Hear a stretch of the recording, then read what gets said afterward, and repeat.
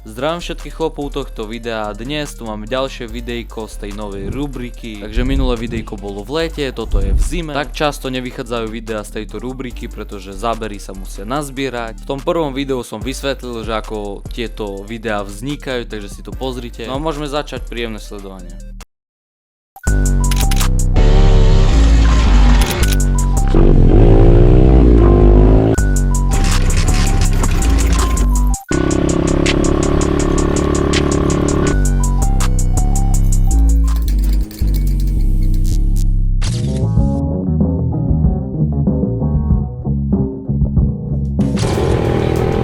Bolo vonku dosť horúco, tak som si okuliare dal dole. Po ceste som si všimol, že ich nemám, tak som ich išiel hľadať. Keď som ich našiel, tak ma pobavilo more, že spadli presne na mŕtvého potkana.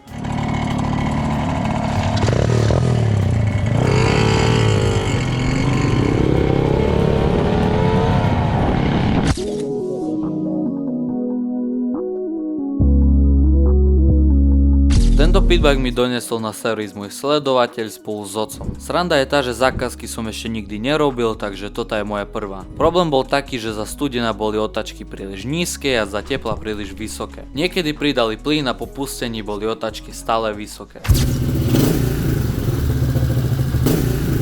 Na nastavovacie šruby voľnobehu a zmesi pitbike vôbec nereagoval.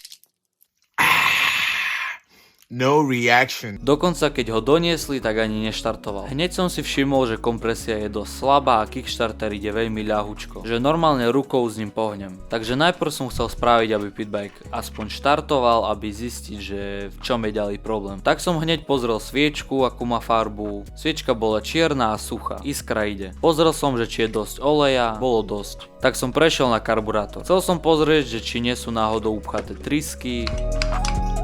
OK, karbez máme dole.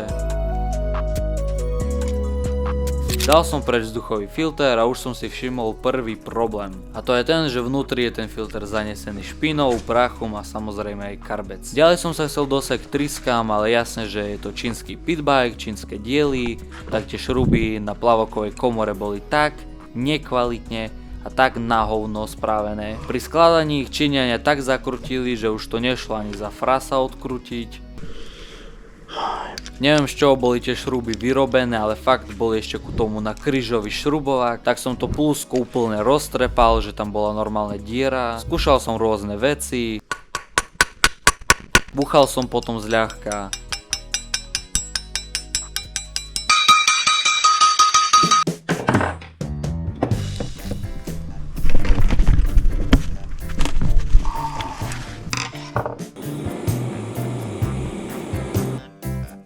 Nahrieval som to, aj s VDčkou som to striekal, reálne do toho som dal hodinu, nakoniec to pošlo s kombinačkami. Všimol som si, že medzi kolenom a valcom je domáce tesnenie z kartóna, aj to tesnenie by mohlo byť dôvodom takého správania, že by nasávalo vzduch rovno do motora. Konečne som sa dostal k tryskám, odkrutil som obidve, boli upchaté, tak som ich prefúkal kompresorom. Je upchaté. Ešte som celý karburátor prečistil.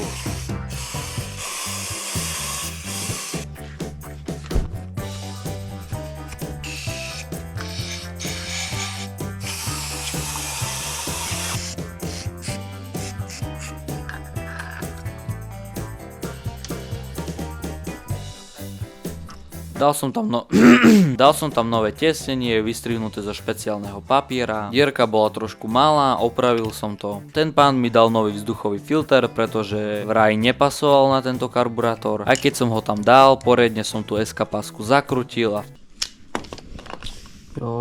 kokos. A v poho tam sadol. Aj keď neskôršie počas testovania som pre istotu tam dal starý filter. Zakrutil som, už len hadičku nahodiť, no a idem to štartovať. Benzín zapnutý. Dáme choke hore. Kľúčik máme dobre.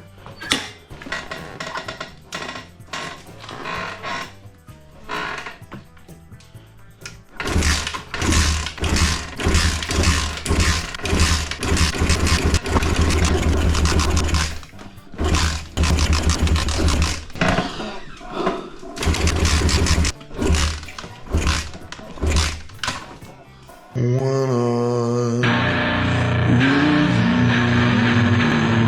Pitbike neštartuje, potom som ešte skúšal, ale už s vypnutým sytičom. No, už dá co ide. Vypol som sytič.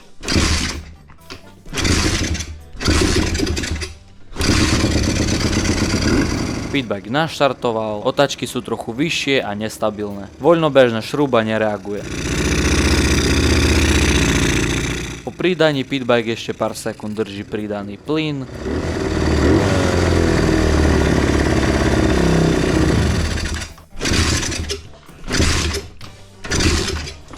Kokos, to co?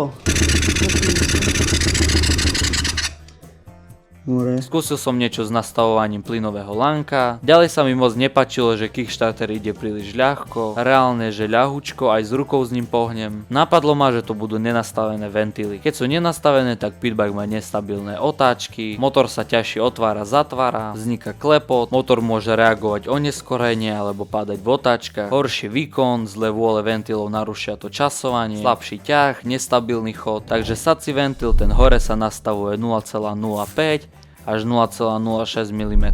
Ten dolný výfukový 0,07 až 0,08. Ak máte špeciálnu knižku od vášho Pitbajku, tak malo by tam písať, že koľko presne nastaviť. Ak by ste chceli podrobnejšie video ako nastaviť ventily, tak píšte a spravím. Vôle ventilov boli úplne mimo, boli roznastavené, tak som mal hneď nádej, že to naštartuje. Po nastavení Pitbike konečne začal štartovať, aj za tepla, aj za studená. Kickstarter išiel trochu ťažšie, ale tak aj má byť.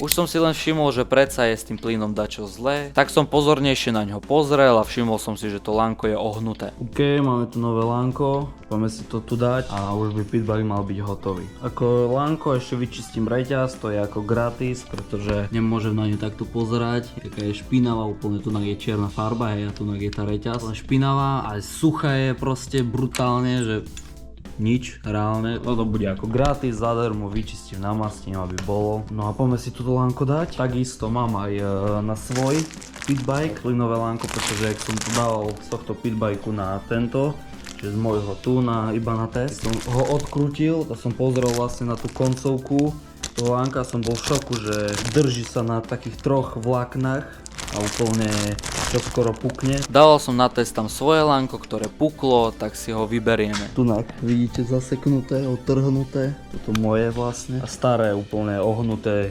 takto do Z-ka všade.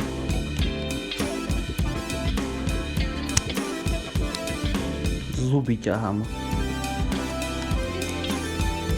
Mám také pravidlo, že všetky nové lánka mastiť, takže ja to robím tak, že olej plus vedečka. Dalo by sa to aj rozobrať, to celé lánko, tak namazať, ale sa mi to nechce robiť.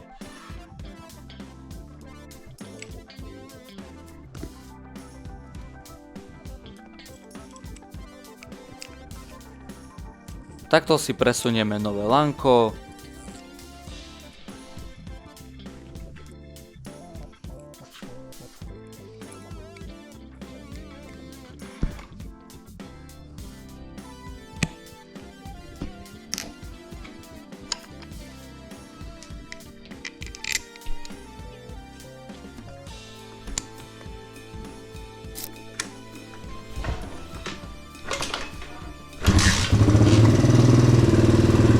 Prvú. Wow. To fakt? Ty kokos.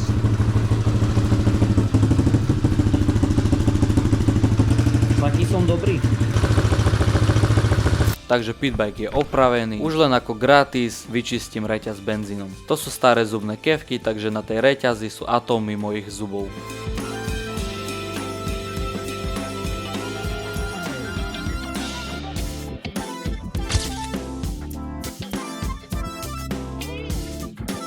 Pozrel som ešte sviečku.